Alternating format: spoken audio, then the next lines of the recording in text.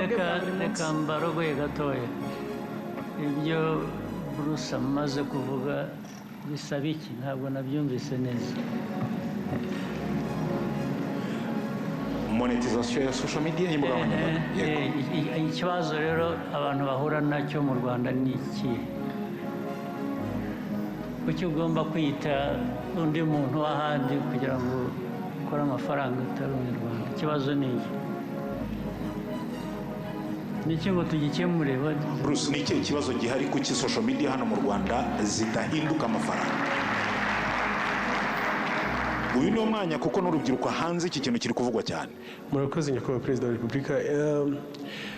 kugira ngo umuntu akorere amafaranga ku mbuga nkoranyambaga hari ads publicité zinyuraho izo publicité nizo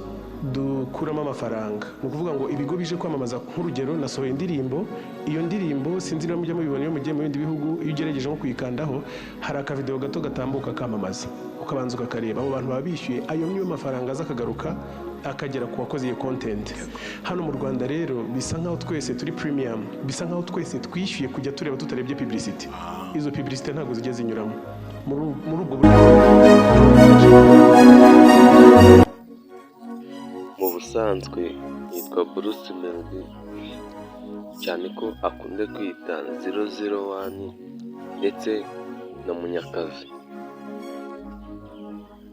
ahavuze ku bijyanye n'umuziki w'u Rwanda hano imbere ya Perezida Paul Kagame